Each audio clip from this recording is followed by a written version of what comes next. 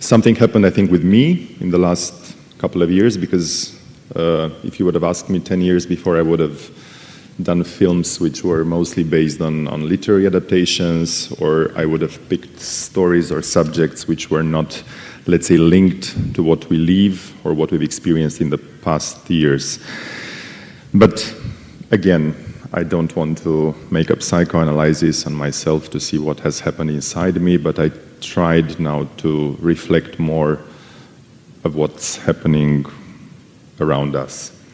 And I want to start by quoting a great director which I've admired a lot, and I'm like a big fan of him, even though he's not doing any feature films at the moment, and he's announced very brutally that he stopped doing feature films. It's Steven Soderbergh, and he thinks about art only in two contexts.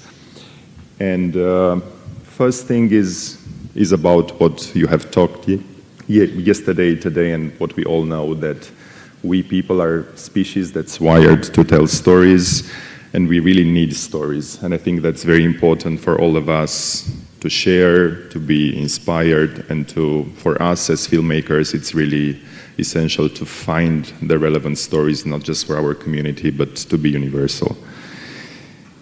Second is about what we are mostly talking in our script writing sessions. It's about conflict, it's about dramatic tension, and it's about, finally, problem solving. It's about people who have to achieve something, it's about obstacles, and so on and so forth. You know them better.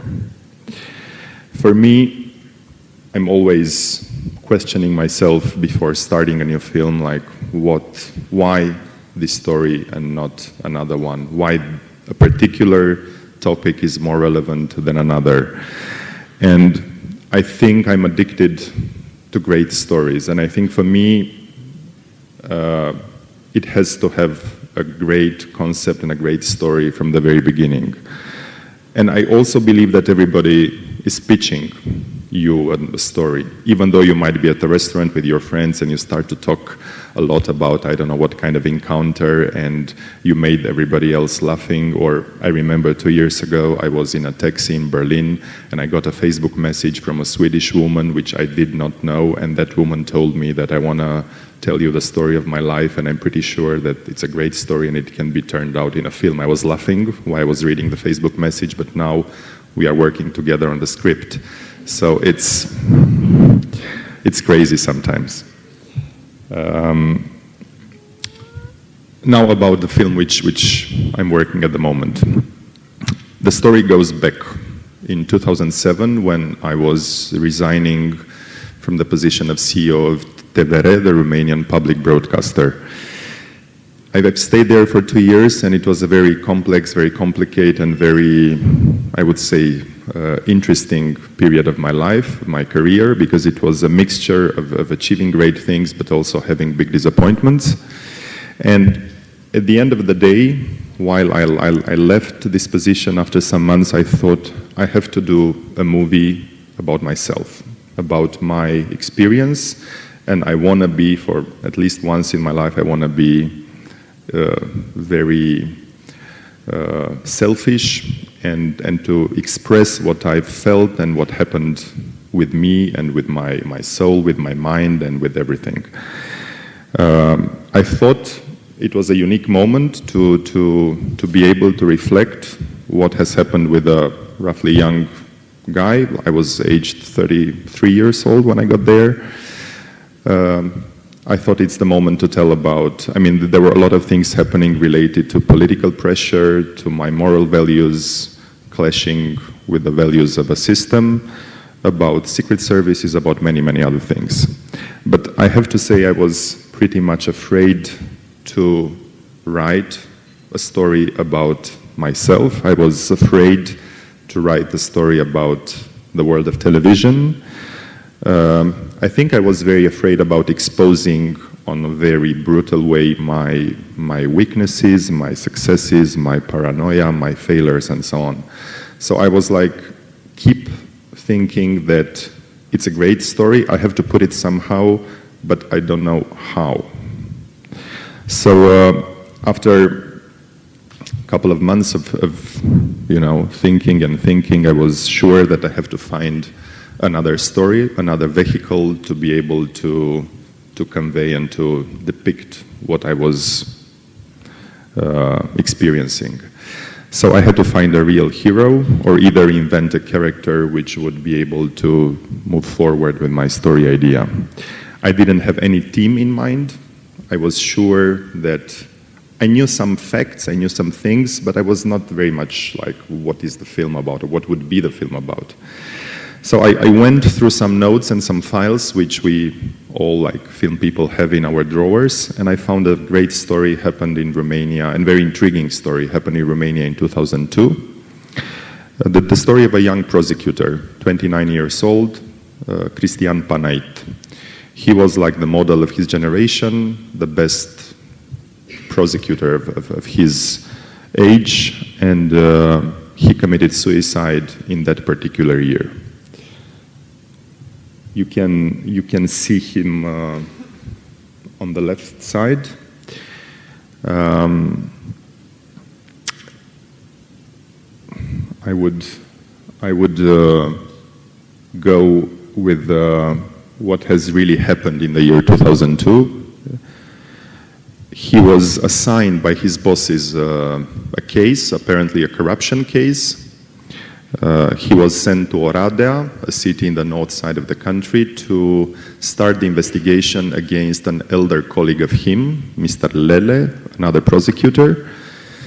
This guy, Lele, was instrumenting another case, and he was sure that in the north side of the country it was a big smuggling operation, and all the black money from that operation were somehow financing the political party in power, and actually, the politicians were getting money out of the smuggling operations.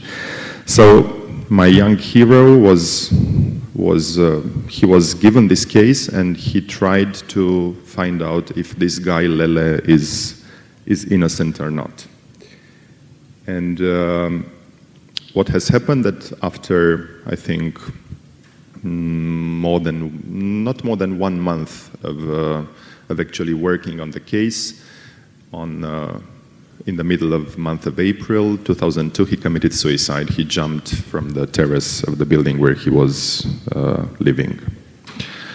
The whole affair was very much, I think it was a hot potato in that year. A lot of Romanian newspapers were depicting and were really getting through all the question marks related to this story. It was suicide, it was a provoked suicide, it was a murder. Why this young guy who was very normal, he was like a sport guy, he had a girlfriend, he was a teacher at the law school, all the students were really in love with him because he was a great individual. Why and how this guy could commit suicide?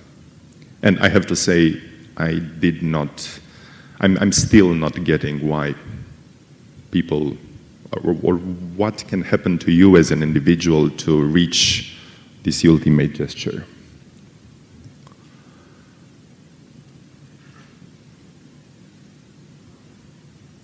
There were many, many ideas, many theories, So then I was like feeling that somehow all these strong real life material, I have to put it together in a story. But I realized instantly that there is something there. I love the fact nobody knows exactly what has happened with this guy, and I love the fact that he was a young guy, the same age as me, who was clashing with the system. But immediately I realized that I was about to make a film about somebody who I did not meet and who I did not know. I tried to look through lots of archive materials and try to find if there is any live recording of this guy. I didn't find any except one let's say, piece of footage, which I will come back a bit later with this. He was not a public figure, except all the articles in the media which were about him.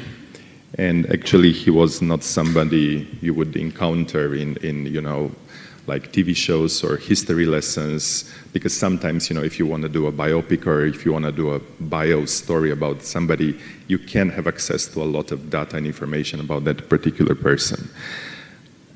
The whole process for me was like, you know, composing a character through a very complicated puzzle of meetings which I have to have, and I was digging a lot of information. I was trying to meet friends, relatives, witnesses of this case, trying to put together the portrait of this guy.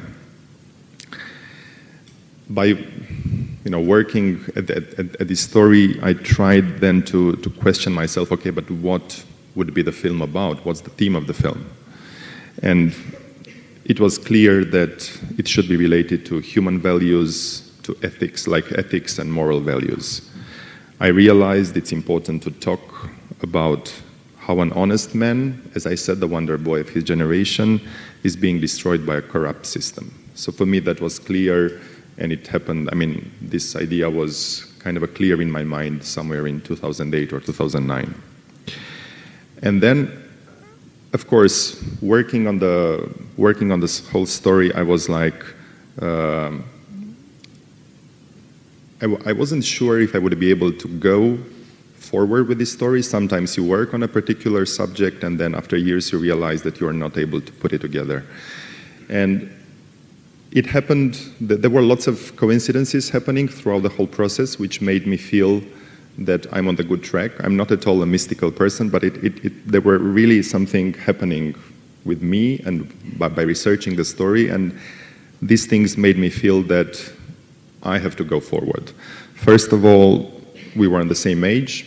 I've discovered, talking to his aunt, she's still living, then when he was a young student, he didn't have money, and he tried to get a job, which was my idea too, to work in a casino at the roulette.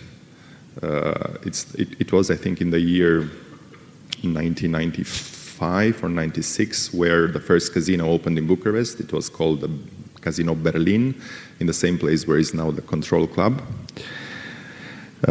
Secondly, he liked to go to karaoke, and he attended a nice karaoke spot at Teatru Țăndărică, a puppet theater, which was the place where I was hanging around with my friends, colleague, with like actors and actresses. So I was like, whoops, it's kind of a strange. For sure, we were in the same room, but we didn't know each other.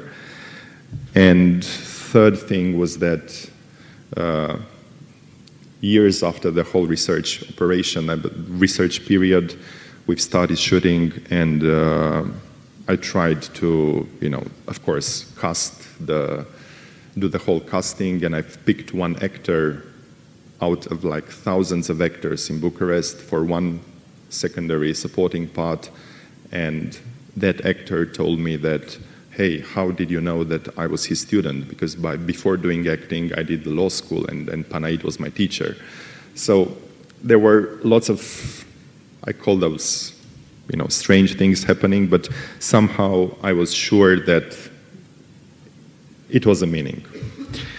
Then, again, working on the story, I tried to put together what the film would be about, so I reached this very general synopsis without getting into too much details of the story and who is fighting with whom and who's the antagonist and so on and so forth. But just as a general idea, that's what the film is about. And these are, let's say, the timeline of the process, which was quite long. As said, in 2008, the research has started. We have done lots of interviews.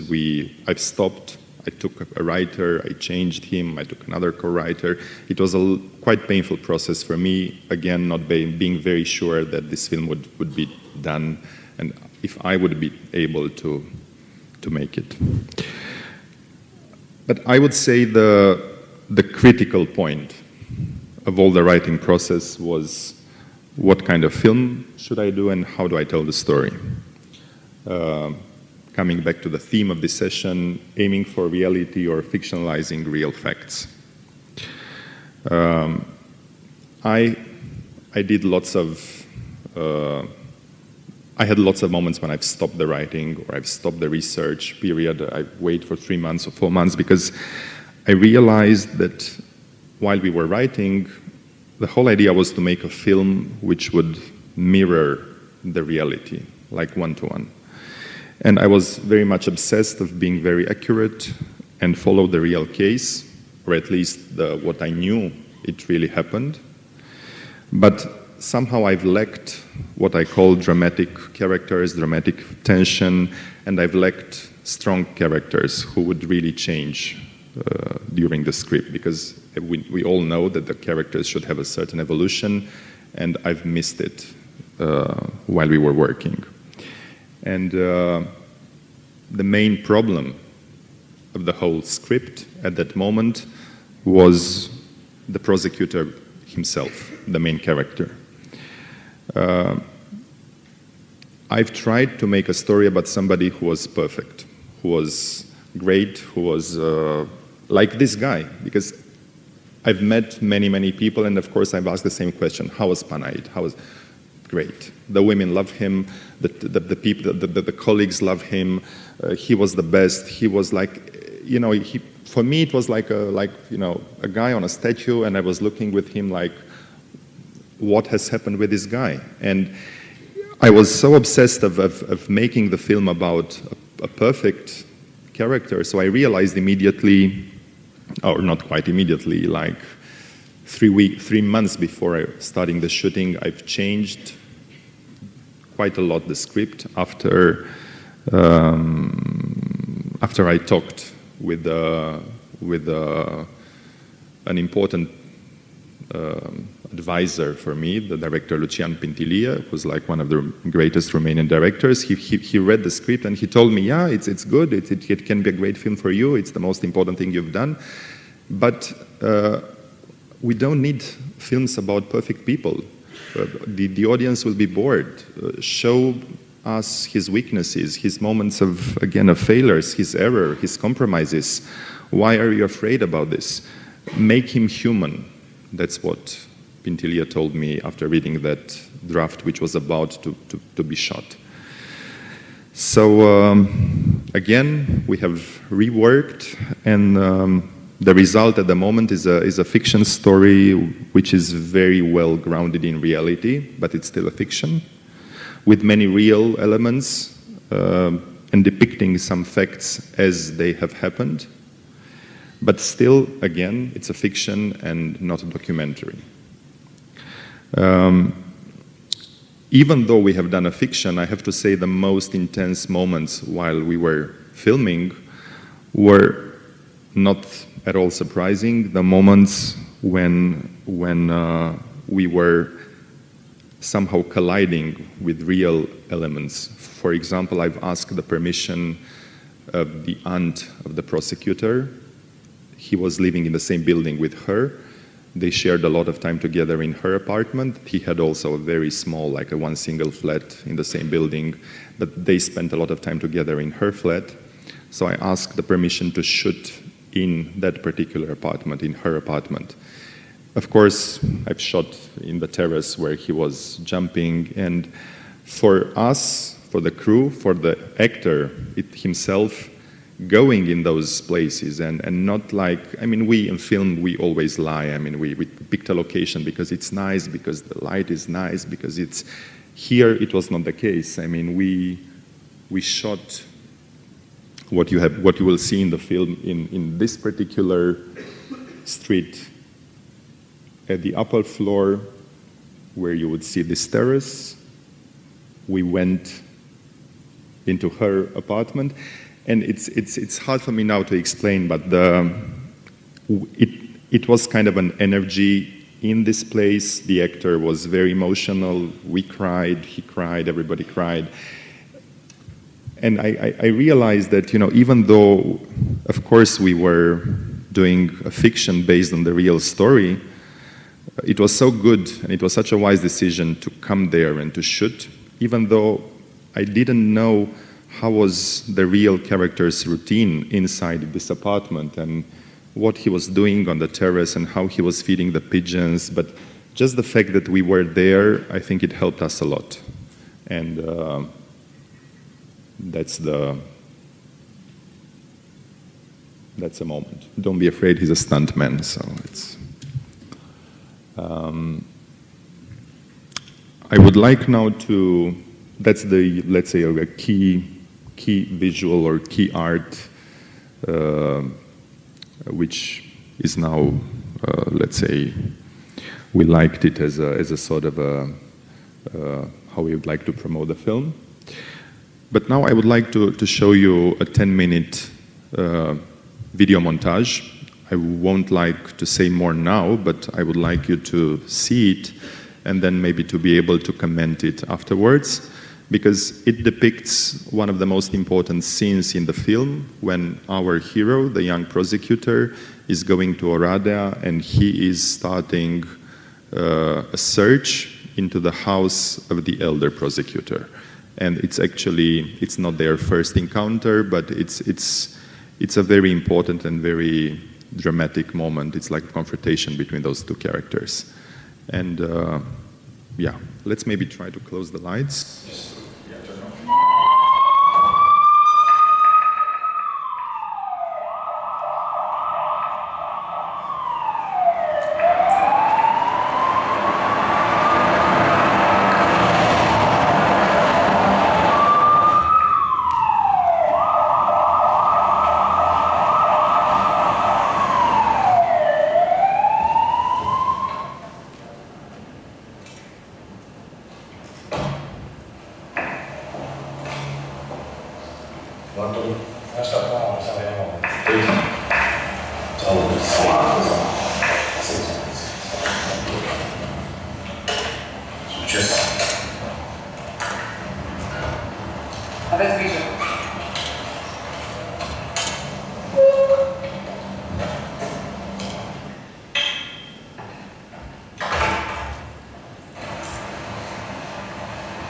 Domnilor ofițeri, domnule Coman, procuror Cristian Panduru, parchetul general, anchetă specială, în baza rezoluției 102, pe 2002, procedăm la efectuarea percheziției în condiții legale. Ceea ce ați făcut dumneavoastră, așteptându-ne în casă cu altă cameră, nu corespunde dispozițiilor legale. Asta știți foarte bine lucrul ăsta.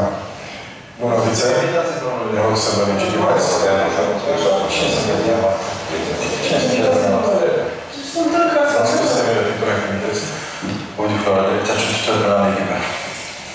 Tehnicianul criminalist care efectuează activitățile. Deci, vă rog să părăsiți mobilul. Nu aveți nicio claritate în acest moment. Și sunt invitații mei, sunt în casă mea. Invitații de la televiziunea locală. Nu pare rău, nu este procedura. Ce să nu fie procedura? În acest moment se efectuează o percheziție. Nu am trebuit să filmeze timpul. De ce să nu? Vă rog frumos să... Domnule, țin să vă reamintesc că prezența noastră aici este nelegală. Aici este mai de procedură penală și nu se face ziaristică.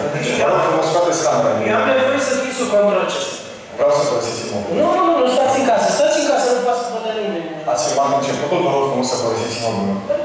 Stați în casă. Sunt în casa mea. Vreau să părăsiți imobilul. Domnule, vă rog să procedați pe linia persoană care nu iau parte la percheziție. Nu înțeleg de ce. Persoană care nu iau parte la percheziție, vă rog să vă... Nu înțeleg de ce n-au voie să participe. Eu vreau să mă asigur de... Domnule, dar sunteți învinit în acest moment. Eu am nevoie să fie sub control ce vreți să demonstrați? Ce vreți să demonstrați? Este vorba de un mijloc pe care eu vreau să am control. Că ce faceți dumneavoastră este legal. Domnule, că eu vă asigur că totul se va desfășura conform dispozițiilor legale. Avem tehnicianul criminalist care consemnează... Domnule, poate v-am avertizat. Stați puțin, să filmeze înainte. Domnule reporter, vă rog, articolul 100, cod procedură penală. Că asta s-a înăuntru, de asta mă deranjează. Ați sunat la ușă și ați intrat. Dar percheziția se efectuează după anumite reguli. Așa că vă rog... Hai să le citim. Avem tehnicianul criminalist, avem martorii asistenți. Articolul 100 permite efectuarea percheziției, deci prezența noastră nu este oportună aici. Permite să desfășoare percheziția pentru că este necesară cauzei. Nu sunteți între doi procurori, sunteți între un procuror și un minut. Care beneficiază de prezumția de nevinovăție. Desigur, beneficiază de prezumția de nevinovăție, dar care și asta este dinamică. Vă rog frumos să... Domnul Lega, sunteți magistrat. Ați evenit toate noastre pe petiții. V-aș putea doar pe presă în interior. Dar nu e vorba de presă. Deci eu v-am avertizat. Vă rog frumos să părăsiți... Sunt în locuința mea și îmi doresc să particip la un an de... Nu, dumneavoastră sunteți sub autorizație de percheziție și în prezența procurorului care are acte de cercetare și percheziționare. Percheziționare? Vă rog frumos să părăsiți... Domnule, în acest moment începe activitatea militare de efectuarea percheziției. Vă rog frumos să toată prezența noastră nu este... Dom'le, gras, nu mai bloca ușa, dom'le, gata! Domnule, că așa ceva este... Că dumneavoastră blocați, ce faceți de Păi, eu blochez că ați început, vă puteți să băgați în șef la mine acasă și dați așa pe cine vreți afară. Faceți dumneavoastră ancheta cu pași nu știu noi? Nu! Păi și atunci ce faceți? Păi, vă să estimați că începeți percheziția, nu să faceți ce faceți. Vreau să mă duc până afară, să merg la toaletă, care e problema? Lasă-mă de ușă. Dar de ce dacă îmi face mie ea asta? Rămâi în casă. Dar vreau să ies. De ce? Că așa vrea eu. Cum așa nici cu percheziție? Vă așteaptă cineva afară să vă dea ordine. Auziți, îmi faceți dumneavoastră regulă mie și nu știu eu? De când? Vreau să ies, mă duc până afară la toaletă, care e problema? Dar du-te la toaletă.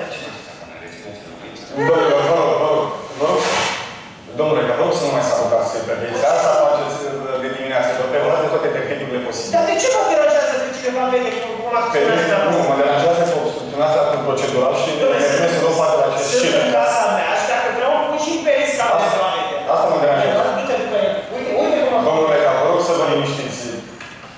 Vă rog să vă liniștiți. Să stau liniștit, să aștept să credeți că eu nu știu ce v-am trimis? Sunteți trimise de prim-ministru.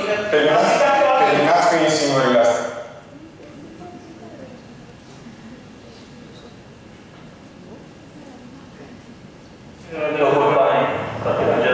Speciale, în baza rezoluției 102,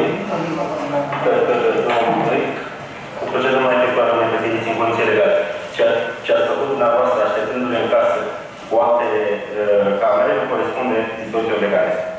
De ce? Până asta vreau să părăsiți locuința. Nu, deci să părăsesc locuința. Eu doresc ca martor de asistență... Cine sunteți, vă rog? Cine sunteți, vă rog? Deci eu sunt convins că dumneavoastră... Nu putem firma... Nu, ne-a venit o să dăm materialul organizat. Deci eu consider că la ora actuală dumneavoastră comiteți o... Ofițerii, vă rog să vă legitimați. V-am spus termenul efectuării activității. Poftiți, vă legitimați fără rând. Directorul General al Poliției, Direcția Poliției Judiciare. Protecție, Brigăderii Naționale Militare.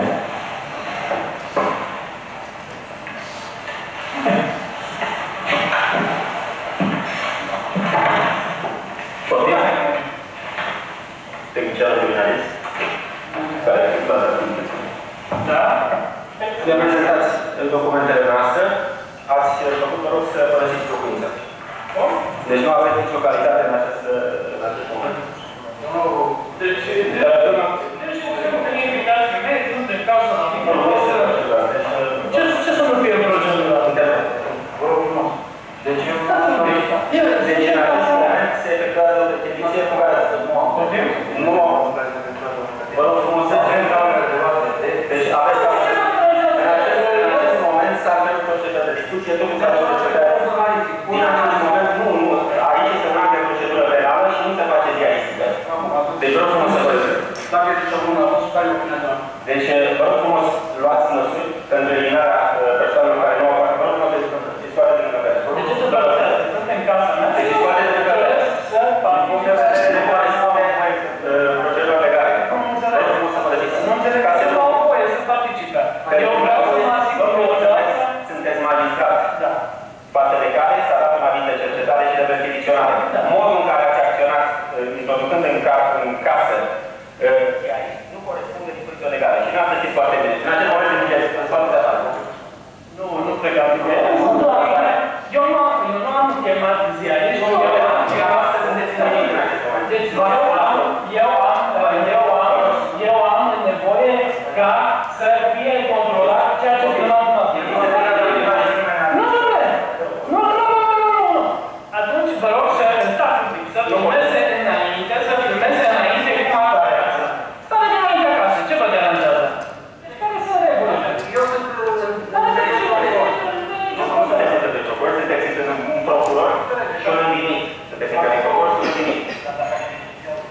de prezumția de nevinovăție, sigur, dar care și asta este dinamică. Încă o dată, nu știu să le vedeți. Domnul, dacă ești care și în persoana care s-a cerut să predează un text sau un scris de cele acasă la articolul 900, găsește extensul sățirii acestora, precum și ori de câte ori căperea și strângerea probelor de mișoară în cadrul urmării penale sau în vieții private, poate dispune pe care le fac conform legii.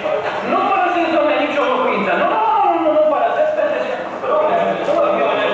nu vă violentați, pentru că atunci sunt și eu Eu mă aduc la cunoștință că în acest moment începe activitatea banului militare de efectuarea percheziției. Nu, eu doresc. Deci v-am adus nu mai blocați încă, gata, pentru că trebuie să ați început deja la anchetat cu pașul, nu știu? Nu, și de ce v-ați legitimat că intrați în casă să faceți percheziție. Vă rog să faceți la percheziție, nu să faceți, nu trebuie să faceți ușa o dată. Dom'le, dacă ești preocupat să vorbești cu ele, dom'le, rămâi în casă, de ce să ieși? Așa faci? Nu ai voie să ieși, de ce e aici? De vreau să ordine mie? De când? De când? De când aici? Vreau să mă face, domnul ăla? Da, du-te la toaletă, mă. este... Ok?